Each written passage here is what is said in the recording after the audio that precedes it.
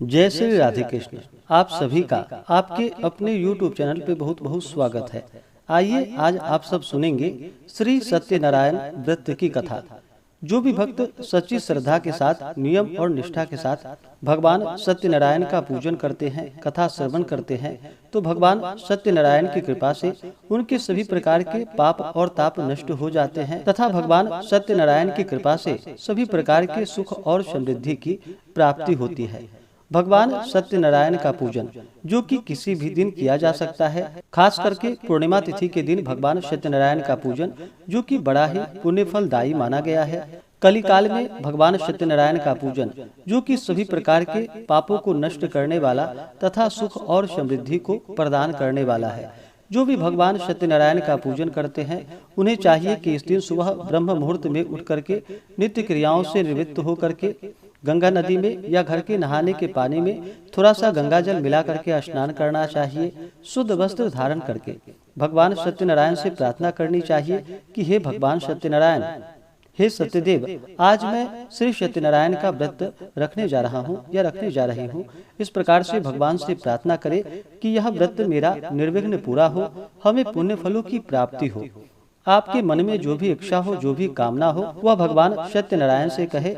और जो कि इस दिन भगवान सत्यनारायण का विशेष प्रकार से शाम के समय में पूजन करना चाहिए। श्री सत्यनारायण व्रत का कथा श्रवण करनी चाहिए, भगवान सत्यनारायण की आरती करनी चाहिए। इससे भगवान सत्यनारायण अपने भक्तों पर अति प्रसन्न होकर के अपना कृपा प्रदान करते हैं।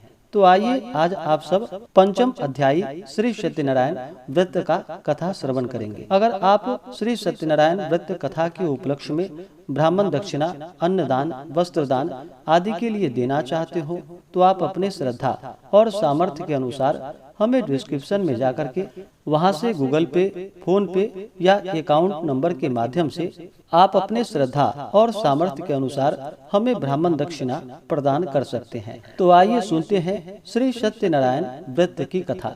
तो बोलिए प्रेम से श्री सत्यनारायण भगवान की जय, सर्वदेवी देवता की जय। श्री सत्यनारायण व्रत कथा पहला अध्याय। बहुत समय पहले की बात है कि एक बार नैमिषारण्य तीर्थ में शौनकादि 88,000 ऋषियों ने श्री सूत जी से पूछा कि हे प्रभु, इस कलिकाल में वेद विद्या रहित मनुष्यों को प्रभु भक्ति किस प्रकार से प्राप्त हो सकती है तथा उनका उद्धार कैसे होगा। हे मुनि श्रेष्ठ, कोई ऐसा तप बतलाइए जिससे थोड़े समय में ही पुण्य मिल पाए और मनोवांछित फल भी प्राप्त हो। इस प्रकार की कथा सुनने की हम इच्छा रखते हैं। सर्वशास्त्रों के ज्ञाता श्री सूत जी बोले कि हे वैष्णवों में पूज्य, आप सभी ने प्राणियों के हित की बात पूछी है, इसलिए मैं एक श्रेष्ठ व्रत को आप लोगों को बतलाऊंगा जिसे नारद जी ने लक्ष्मी नारायण जी से पूछा था और लक्ष्मीपति ने मुनि श्रेष्ठ नारद जी से कहा था। आप सब इसे ध्यान से सुनिए। एक समय की बात है कि योगी राज नारद जी दूसरों के हित की इच्छा के लिए अनेकों लोकों में घूमते हुए मृत्यु लोक में आ पहुँचे। वहाँ उन्होंने अनेक योनियों में जन्मे प्रायः सभी मनुष्यों को अपने कर्मों द्वारा अनेकों दुखों से पीड़ित देखा। उनका दुख देखकर नारद जी सोचने लगे कि कैसा यत्न किया जाए जिसके करने से निश्चित रूप से मानव के दुखों का अंत हो जाए। इसी विचार पर मनन करते हुए वह विष्णु लोक में गए। वहाँ वह देवों के इष्ट नारायण की स्तुति करने लगे, जिनके हाथों में शंख, चक्र, गदा और पद्म थे, गले में वरमाला पहने हुए थे। स्तुति करते हुए नारद जी बोले कि हे भगवान, आप अत्यंत शक्ति से संपन्न है, मन तथा वाणी भी आपको नहीं पा सकती। आपका आदि, मध्य तथा अंत नहीं है। निर्गुण स्वरूप सृष्टि के कारण भक्तों के दुख को दूर करने वाले हैं। आपको मेरा नमस्कार है। नारद जी की स्तुति सुन भगवान विष्णु बोले कि हे मुनि श्रेष्ठ, आपके मन में क्या बात है? आप किस काम के लिए पधारे हैं? निसंकोच आप मुझसे कहिए। इस पर नारद मुनि बोले कि मृत्यु लोक में अनेक योनियों में जन्मे मनुष्य अपने कर्मों के द्वारा अनेकों दुख से दुखी हो रहे हैं। हे नाथ, आप मुझ पर दया रखते हैं। तो बतलाइए कि वो मनुष्य थोड़े प्रयास से ही अपने दुखों से कैसे छुटकारा पा सकते हैं। भगवान श्री हरि बोले कि हे नारद, मनुष्यों की भलाई के लिए तुमने बहुत अच्छी बात पूछी है, जिसके करने से मनुष्य मोह माया से छूट जाता है। वह बात मैं कहता हूँ, उसे सुनो। स्वर्ग लोक व मृत्यु लोक में दोनों में एक दुर्लभ उत्तम व्रत है जो पुण्य देने वाला है। आज प्रेमवश होकर मैं उसे तुमसे कहता हूँ। श्री सत्यनारायण भगवान का यह व्रत अच्छी तरह विधान पूर्वक करके मनुष्य तुरंत ही यहाँ सुख भोग कर मरने पर मोक्ष पाता है। श्री हरि के वचन को सुनकर नारद जी बोले, उस व्रत का फल क्या है और उसका विधान क्या है? यह व्रत किसने किया था? इस व्रत को किस दिन करना चाहिए? सभी कुछ विस्तार से आप मुझे बतलाएं। नारद की बात को सुनकर भगवान श्री हरि बोले कि दुख शोक को दूर करने वाला, यह सभी स्थानों पर विजय दिलाने वाला है। मानव को भक्ति व श्रद्धा के साथ शाम को श्री सत्यनारायण की पूजा धर्म पारायण होकर ब्राह्मणों व बंधुओं के साथ करनी चाहिए। भक्ति भाव से ही नैवेद्य केले का फल, घी, दूध और गेहूं का आटा सबाया ले। गेहूं के स्थान पर साठी का आटा ले, शक्कर तथा गुड़ लेकर वह सभी भक्षण भोज्य पदार्थों को मिलाकर भगवान को भोग लगाए। ब्राह्मणों सहित बंधु बांधवों को भी भोजन करवाए। इसके बाद स्वयं भोजन करे, भजन कीर्तन के साथ भगवान की भक्ति में लीन हो जाए। इस तरह से सत्यनारायण भगवान का यह व्रत करने पर मनुष्य की सारी इच्छाएं निश्चित रूप से पूरी हो जाती है। इस कलिकाल अर्थात कलयुग में मृत्यु लोक में मोक्ष का यही एक सरल उपाय बतलाया गया है। इस प्रकार से श्री सत्यनारायण व्रत कथा की पहली अध्याय पूर्ण हुई। तो बोलिए प्रेम से श्री सत्यनारायण स्वामी की जय। अथ द्वितीय अध्याय। श्री सूत जी बोले कि हे ऋषियों, जिसने पहले समय में इस व्रत को किया था उसका इतिहास कहता हूँ, आप ध्यान पूर्वक सुनो। सुंदर काशीपुरी नगरी में एक अत्यंत निर्धन ब्राह्मण रहता था।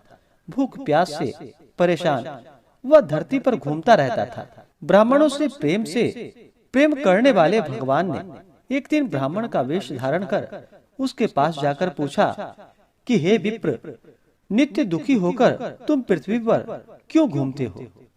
दीनहीन ब्राह्मण बोला कि मैं निर्धन ब्राह्मण हूँ, भिक्षा के लिए धरती पर घूमता हूँ। हे भगवान, यदि आप इसका कोई उपाय जानते हो तो बतलाइए।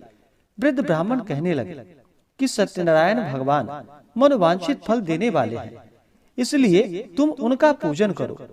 इसे करने से मनुष्य सभी दुखों से मुक्त हो जाता है। वृद्ध ब्राह्मण बनकर आए श्री सत्यनारायण भगवान उस निर्धन ब्राह्मण को व्रत का सारा विधान बतलाकर वहाँ से अंतर ध्यान हो गए। ब्राह्मण मन ही मन सोचने लगा कि जिस व्रत को वृद्ध ब्राह्मण करने को कह गया है, मैं उसे अवश्य करूंगा।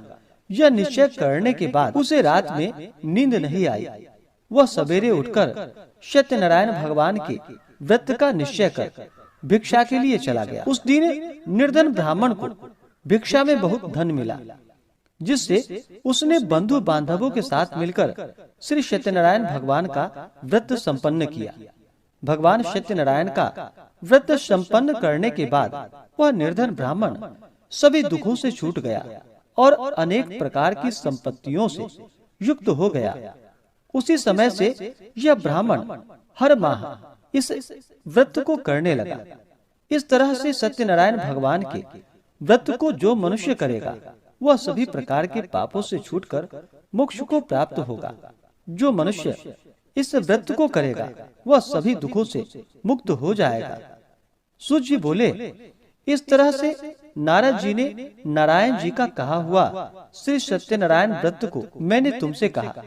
हे विप्र, मैं अब और क्या कहूँ?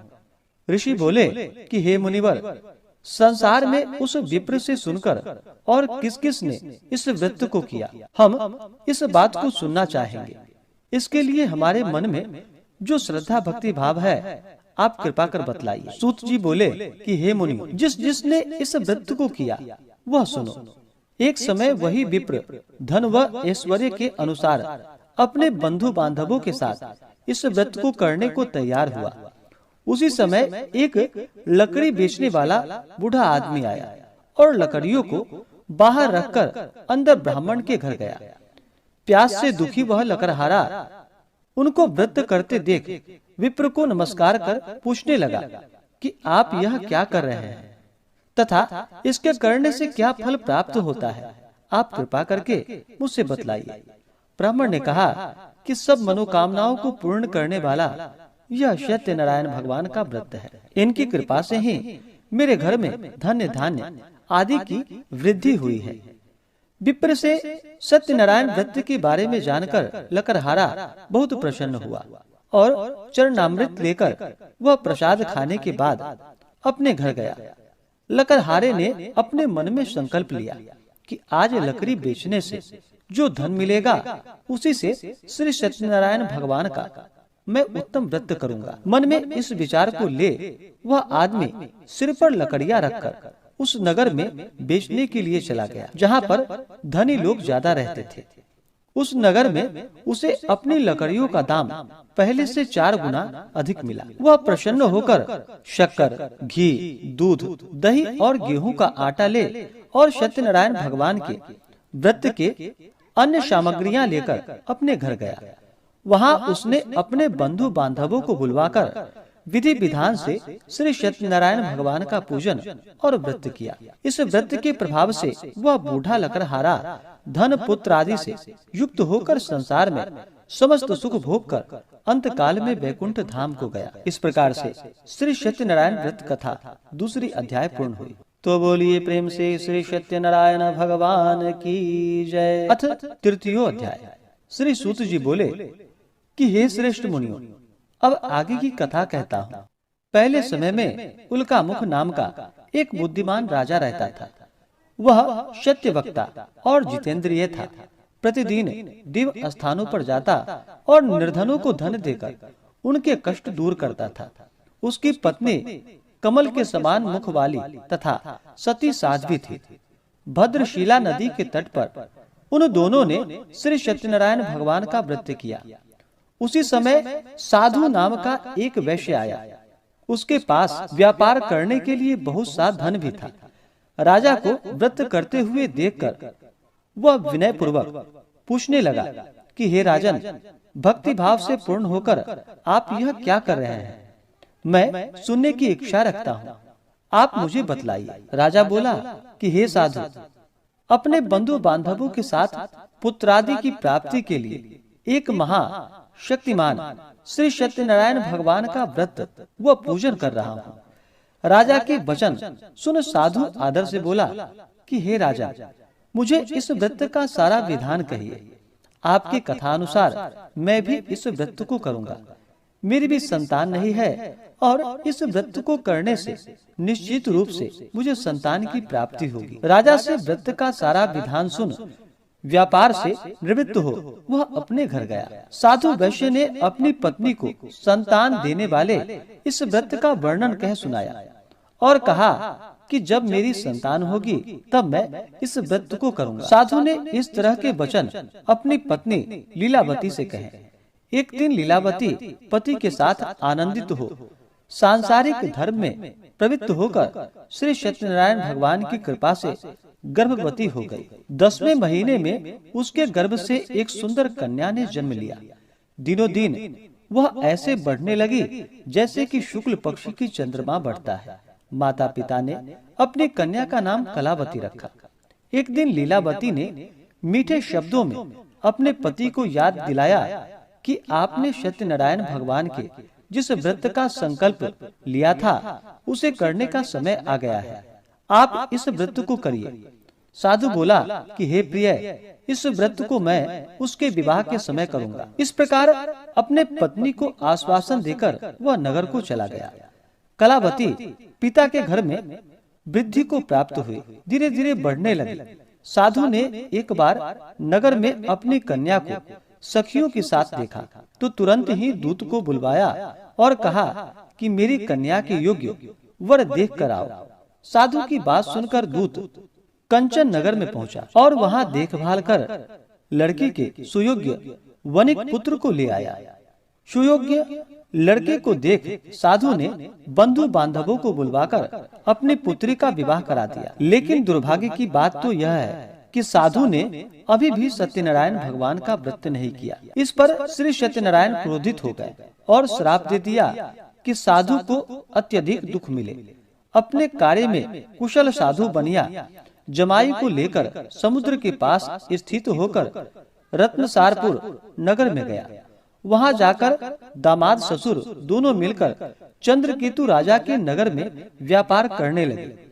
एक दिन भगवान सत्यनारायण की माया से एक चोर राजा का धन चुराकर भाग रहा। उसने राजा के सिपाहियों को अपना पीछा करते देख चुराया हुआ धन वहां रख दिया जहां की साधु अपने जमाई के साथ ठहरा हुआ था। राजा के सिपाहियों ने साधु वैश्य के पास राजा का धन पड़ा देखा तो वह ससुर जमाई दोनों को बांधकर प्रसन्नता से राजा के पास ले गया और कहा कि उन दोनों चोरों को हम पकड़ कर लाए हैं, आप आगे की कार्यवाही कीजिए। राजा की आज्ञा से उन दोनों को कठिन कारावास में डाल दिया गया और उनका सारा धन भी उसने छीन लिया। श्री सत्यनारायण भगवान के श्राप से साधु की पत्नी भी बहुत दुखी हुई। घर में जो धन रखा था उसे चोर चुरा कर ले गए। शारीरिक तथा मानसिक पीड़ा व भूख प्यास से अति दुखी हो अन्न की चिंता में कलावती एक ब्राह्मण के घर गई। वहां उसने श्री सत्यनारायण भगवान का व्रत होते देखा, फिर कथा सुनी और प्रसाद ग्रहण कर वह रात को घर वापस आई। माता ने कलावती से पूछा कि हे पुत्री, अब तक तुम कहाँ थी? तेरे मन में क्या है? कलावती ने अपने माता से कहा कि हे माता, मैंने एक ब्राह्मण के घर में श्री सत्यनारायण भगवान का व्रत देखा है। कन्या के वचन सुनकर लीलावती भगवान सत्यनारायण के पूजन के लिए तैयारी करने लगी। लीलावती ने परिवार व बंधुओं सहित सत्यनारायण भगवान का पूजन किया और उसने वर मांगा कि मेरे पति तथा जमाई शीघ्र घर आ जाएं। साथ ही यह भी प्रार्थना की कि हम सब का अपराध आप क्षमा करें। श्री सत्यनारायण भगवान इस व्रत से संतुष्ट हो गए और राजा चंद्रकेतु को सपने में दर्शन देकर कहा कि हे राजन, तुम उन दोनों वैश्यों को छोड़ दो और तुमने उनका जो भी धन लिया है उसे वापस कर दो। अगर ऐसा नहीं किया तो मैं तुम्हारा धन, राज्य व संतान सभी को नष्ट कर दूंगा। राजा को यह सब कहकर वह अंतर ध्यान हो गए। प्रातः काल सभा में राजा ने अपना सपना सुनाया, फिर बोला कि वनिक पुत्रों को कैद से मुक्त कर सभा में ले आओ। दोनों ने आते ही राजा को प्रणाम किया। राजा मीठी वाणी में बोला कि हे महानुभावों, भाग्यवश ऐसा कठिन दुख तुम्हें प्राप्त हुआ है, लेकिन अब तुम्हें कोई भय नहीं। ऐसा कहकर राजा ने उन दोनों को नए वस्त्र और आभूषण भी पहनाए और जितना धन उनका लिया था उससे दोगुना धन वापस कर दिया। दोनों वैश्य अपने अपने घर को चले गए। इस प्रकार से श्री सत्यनारायण व्रत कथा तीसरा अध्याय पूर्ण हुआ। तो बोलिए प्रेम से श्री सत्यनारायण स्वामी की जय। अथ चतुर्थो अध्याय। सूत जी बोले कि वैश्य ने मंगलाचार कर अपनी यात्रा आरंभ की और अपने नगर को चल दिया। उसने थोड़ी दूर जाने पर एक दंडी वेशधारी श्री सत्यनारायण ने उनसे पूछा कि हे साधु, तेरी नाव में क्या है? अभिमानी वणिक जो कि हंसता हुआ बोला कि हे दंडी, आप क्यों पूछते हो? क्या धन लेने की इच्छा है? मेरी नाव में तो बेल व पत्ते भरे पड़े हैं। वैश्य के कठोर वचन को सुनकर भगवान बोले कि तुम्हारा वचन सत्य हो। दंडी ऐसे वचन को कहकर वहाँ से दूर चले गए। कुछ दूर जाकर समुद्र के किनारे बैठ गए। दंडी के जाने के बाद साधु वैश्य ने नित्य क्रिया के पश्चात नाव को ऊंची उठी देखकर अचंभा माना और नाव में बेल पत्ते आदि देखकर वह मूर्छित हो जमीन पर गिर पड़ा। मूर्छा खुलने पर वह अत्यंत शोक में डूब गया तथा उसका दामाद बोला कि आप शोक न मनाएं, वह दंडी का श्राप है, इसलिए हमें उनकी शरण में जाना चाहिए, तभी हमारी मनोकामना पूरी होगी। दामाद की बात को सुनकर दंडी के पास पहुँच और अत्यंत भक्ति भाव से नमस्कार कर बोला कि मैंने आपसे जो असत्य वचन कहे थे उसके लिए मुझे क्षमा कीजिए। ऐसा कहकर महान शोकातुर हो रोने लगा। दंडी भगवान बोले कि हे वनिक पुत्र, मेरी आज्ञा से बार बार तुम्हें दुख प्राप्त हुआ है, तू मेरी पूजा से विमुख हुआ है। साधु बोला कि हे भगवान, आपकी माया से ब्रह्मा आदि देवता भी आपके रूप को नहीं जानते, तो मैं अज्ञानी कैसे जान सकता हूँ। आप प्रसन्न हो आई, तब मैं सामर्थ्य के अनुसार आपकी पूजा अवश्य ही करूँगा। मेरी रक्षा करो, पहले के समान नौका में धन भर दो। साधु वैश्य के भक्ति पूर्वक वचन को सुनकर भगवान प्रसन्न हो गए और उसकी इच्छानुसार वरदान देकर अंतर ध्यान हो गए। ससुर जमाई जब नाव पर आए तो नाव धन से भरी हुई थी। फिर वहीं अपने अन्य साथियों के साथ सत्यनारायण भगवान का पूजन कर अपने नगर को चल दिया। जब नगर के नजदीक पहुंचा तो दूत को घर पर खबर करने के लिए भेज दिया। दूत साधु की पत्नी को प्रणाम कर कहता है कि मालिक अपने दामाद सहित नगर के निकट आ गए हैं। दूत की बात सुनकर साधु की पत्नी लीलावती ने बड़े हर्ष के साथ सत्यनारायण भगवान का पूजन कर अपनी पुत्री कलावती से कहा कि मैं अपने पति के दर्शन को जाती हूँ, तू कार्य पूर्ण कर शीघ्र आ जाना। माता के ऐसे वचन को सुनकर कलावती जल्दी में प्रसाद छोड़ अपने पति के पास चली गई। प्रसाद की अवज्ञा के कारण सत्यनारायण भगवान रुष्ट हो गए और नाव सहित उसके पति को पानी में डुबो दिया।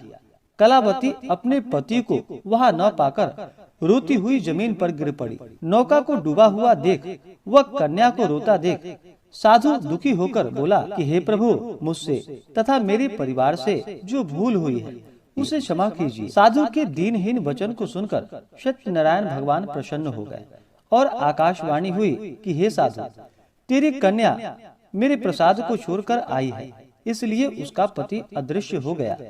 यदि वह घर जाकर प्रसाद खाकर लौटती है तो उसे उसका पति अवश्य ही मिलेगा। ऐसे आकाशवाणी को सुनकर कलावती घर पहुंचकर प्रसाद खाती है और फिर आकर अपने पति के दर्शन करती है। उसके बाद साधु अपने बंधु बांधवों सहित श्री सत्यनारायण भगवान का विधि विधान से पूजन करता है। इस लोक का सुख भोग वह अंत में स्वर्ग को जाता है।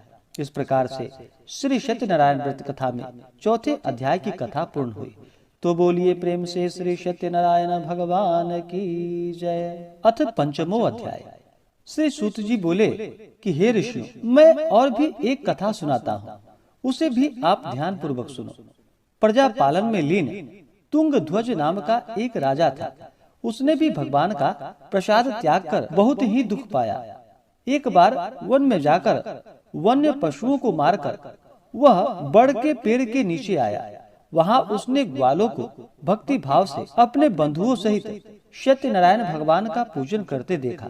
अभिमानवश राजा ने उन्हें देखकर भी पूजा स्थान में नहीं गया और ना ही उसने भगवान को नमस्कार किया। ग्वालों ने राजा को प्रसाद दिया, लेकिन उसने वह प्रसाद नहीं खाया और प्रसाद को वहीं छोड़कर वह अपने नगर को चला गया। वह जब नगर में पहुंचा तो वहां सब कुछ तहस नहस हुआ पाया। तो वह शीघ्र ही समझ गया कि यह सब भगवान ने ही किया है। वह दोबारा ग्वालों के पास पहुंचकर और विधि पूर्वक पूजा कर प्रसाद खाया। तो सत्यनारायण भगवान की कृपा से सब कुछ पहले जैसा हो गया और दीर्घ काल तक सुख भोगने के बाद मरणोपरांत उसे स्वर्ग की प्राप्ति हुई। जो मनुष्य परम दुर्लभ इस व्रत को करेगा तो भगवान सत्यनारायण की अनुकंपा से उसे धन धान्य की प्राप्ति होगी। निर्धन धनी हो जाता है और भय मुक्त हो जीवन जीता है। संतानहीन मनुष्य को संतान सुख प्राप्त होता है और सारे मनोरथ पूर्ण होते हैं। और सारे मनोरथ पूर्ण होने पर मानव अंत काल में वैकुंठ धाम को जाता है। सूत जी बोले, जिन्होंने पहले इस व्रत को किया है, अब उनके दूसरे जन्म की कथा कहता हूँ। वृद्ध शतानंद ब्राह्मण ने सुदामा का जन्म लेकर मोक्ष की प्राप्ति की। लकड़हारे ने अगले जन्म में निषाद बनकर मोक्ष प्राप्त किया। उल्कामुख नाम का राजा दशरथ होकर वैकुंठ को गए। साधु नाम के वैश्य ने मोरध्वज बनकर अपने पुत्र को आरे से चीरकर मोक्ष पाया और महाराज तुंगध्वज ने स्वयंभू होकर भगवान में भक्त युक्त हो अपना कर्म कर मोक्ष को पाया। इस प्रकार से श्री सत्यनारायण व्रत कथा में 5वें अध्याय की कथा पूर्ण हुई। तो बोलिए प्रेम से श्री सत्यनारायण भगवान की जय, सर्व देवी देवता की जय। इसी प्रकार से जो भी भक्त सच्ची श्रद्धा के साथ, नियम और निष्ठा के साथ भगवान सत्यनारायण का पूजन करते हैं, कथा श्रवण करते हैं, भगवान की आरती करते हैं, इससे भगवान सत्यनारायण प्रसन्न हो करके अपने भक्तों के सभी प्रकार के पापों को नष्ट करते हैं, दुख और कष्ट को दूर कर देते हैं तथा सुख और समृद्धि का आशीर्वाद प्रदान करते हैं। तो आशा करता हूँ कि यह जानकारी आपको अच्छा लगा हो। ऐसे ही ज्ञानवर्धक जानकारियाँ प्राप्त करने के लिए हमारे इस चैनल पे अगर आप नए हैं तो चैनल को लाल बटन दबा करके सब्सक्राइब करें, साथ में बेल आइकन घंटी को दबाएं ताकि मेरे वीडियो का नोटिफिकेशन आपको समय से मिलता रहे। वीडियो को लाइक करें, शेयर करें, सुखी रहें और स्वस्थ रहें। जय श्री राधे कृष्ण। धन्यवाद।